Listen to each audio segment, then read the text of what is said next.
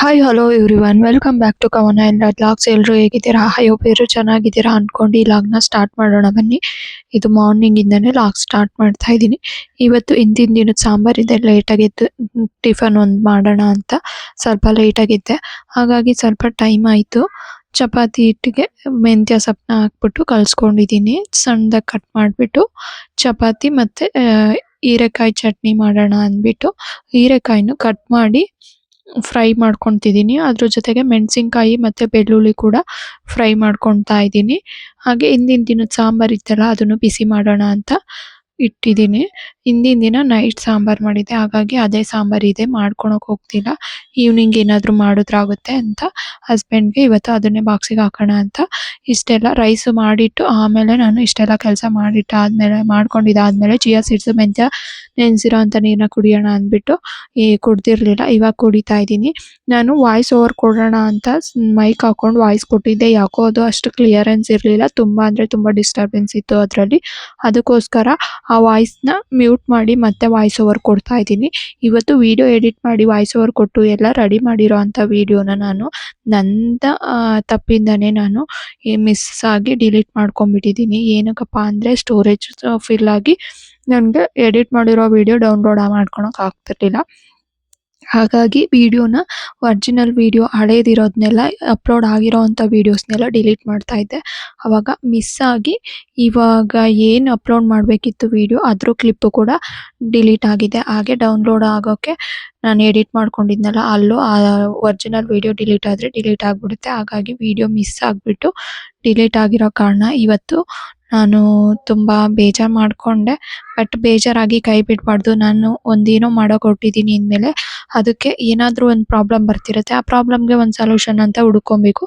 ಆ video miss ಆದರೆ ಏನಂತೆ ಇನ್ನೊಂದು ವಿಡಿಯೋ ಮಾಡೋಣ, ಇನ್ನೊಂದು ದಿನ ಅದೇ ರೆಸಿಪಿ ಶೂಟ್ ಮಾಡ್ಕೊಳ್ಳೋಣ, ನಿಮಗೂ ಹೆಲ್ಪ್ ಆಗುತ್ತೆ ಅಂತ ಅಂದ್ಕೊಂಡು ನೆಕ್ಸ್ಟ್ ಬೇರೆ ಏನಿದೆ ವಿಡಿಯೋ ಅದಕ್ಕೆ ವಾಯ್ಸ್ ಓವರ್ ಕೊಟ್ಟು ಅಪ್ಲೋಡ್ ಮಾಡೋಣ. ನಾನು ಒಂದು ವಿಡಿಯೋ ಡಿಲೀಟ್ ಆಯಿತು ಅಂತ ಅದನ್ನೇ ಇದು ಮಾಡಿಕೊಂಡು ಬೇಜಾರು ಮಾಡಿಕೊಂಡು ಕೂತ್ಕೊಂಡ್ರೆ ಸರಿ ಹೋಗಲ್ಲ ಅಂದ್ಬಿಟ್ಟು ಇರೋ ವಿಡಿಯೋಗೆ ವಾಯ್ಸ್ ಓವರ್ ಕೊಟ್ಟು ಎಡಿಟ್ ಮಾಡೋಣ ಅಂತ ವಾಯ್ಸ್ ಓವರ್ ಕೊಟ್ಟು ಅಪ್ಲೋಡ್ ಮಾಡೋಣ ಅಂತ ವಾಯ್ಸ್ ಓವರ್ ಕೊಡ್ತಾ ಇದ್ದೀನಿ.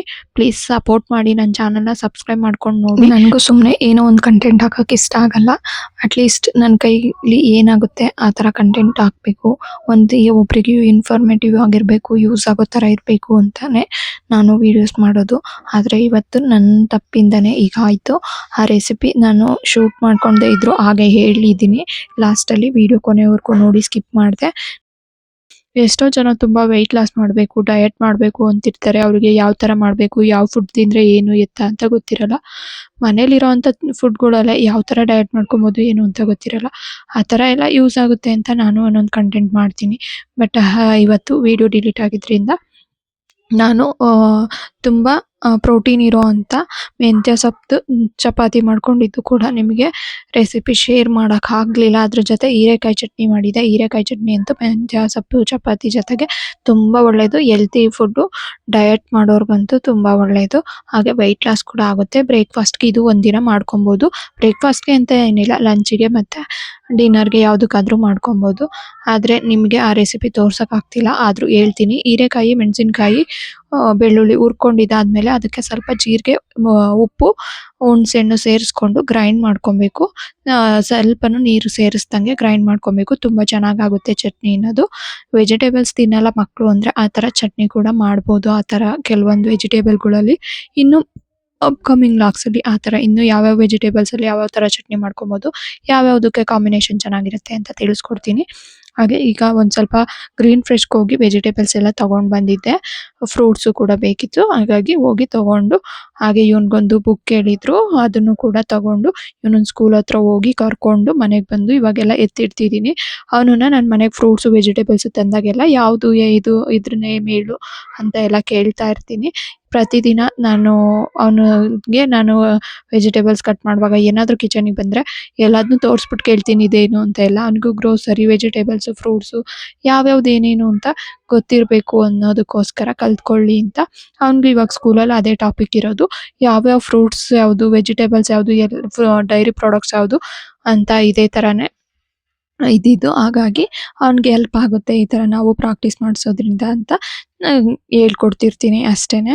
ಅವನು ಈಗ ಸ್ಕೂಲಿಂದ ಬಂದ್ಮೇಲೆ ಟಿವಿ ನೋಡ್ಕೊಂಡು ಮತ್ತೆ ಚಪಾತಿನೇ ಬೇಕು ಅಂತ ತಿಂತಾ ಇದ್ದಾನೆ. ಬೆಳಗ್ಗೆ ಚಟ್ನಿಲಿ ತಿಂದಿದ್ನಲ್ಲ, ಇವಾಗ ಮೊಸರು ಸಕ್ಕರೆ ಹಾಕ್ಕೊಂಡು ತಿಂತಾ ಇದ್ದಾನೆ. ನಾನು ಮೆಣಸಿನ್ಕಾಯಿ ಬೀನ್ಸ್ ಎಲ್ಲ ಮಿಕ್ಸ್ ಆಗಿತ್ತು, ಎಲ್ಲದನ್ನು ಸಪ್ರೇಟ್ ತೆಗ್ದಿಟ್ಕೊಂಡಿದ್ದೀನಿ. ಇವಾಗ ಮೆಂತ್ಯ ಪುದೀನ ಮತ್ತು ಕರ್ಬೇವಿನ ಸೊಪ್ಪನ್ನ ಸೋಸ್ಕೊಂಡು ಇಟ್ಕೊಬೇಕು ಬಾಕ್ಸಿಗೆ ಹಾಕಿ. ಅದಕ್ಕೆ ಇದನ್ನೆಲ್ಲ ಕ್ಲೀನ್ ಮಾಡ್ಕೊತಾ ಇದ್ದೀನಿ. ಅವನು ಅಷ್ಟರಲ್ಲಿ ತಿನ್ನೋದು ಬಿಟ್ಟು, ಸಾಕಾಯ್ತಮ್ಮ ನನಗೆ, ಸಾಕು, ಇನ್ನೂ ಸ್ವಲ್ಪ ಇದೆ, ತಿನ್ನಿಸ್ತೀಯಾ ಅಂತ.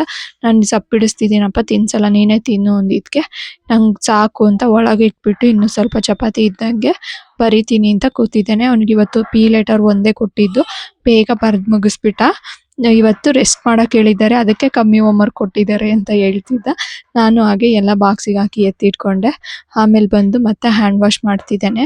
ನಾನು ಫ್ರೂಟ್ಸ್ ಎಲ್ಲ ಬಿಡಿಸ್ತೀನಿ ಅಂತ ನಾನು ಸ್ವಲ್ಪ ಸ್ವೀಟ್ ಕಾರ್ನ್ ಎಲ್ಲ ಬಿಡಿಸ್ಬಿಟ್ಟು ಬಾಕ್ಸಿಗೆ ಹಾಕ್ಕೊಳಕ್ಕೆಲ್ಲ ಇಲ್ಲ ಅರೇಂಜ್ ಮಾಡ್ಕೊಂಡು ಇಟ್ಕೊಂಡು, ಎಲ್ಲ ಫ್ರಿಜ್ಜಲ್ಲಿ ಇಡೋದು, ಫ್ರೂಟ್ಸ್ ಎಲ್ಲಿಡ್ತೀನಿ ಎಲ್ಲ ಎತ್ತಿಡೋಣ ಅಂತ ಇಲ್ಲಿ ರೆಡಿ ಮಾಡ್ಕೊತಿದ್ದೆ.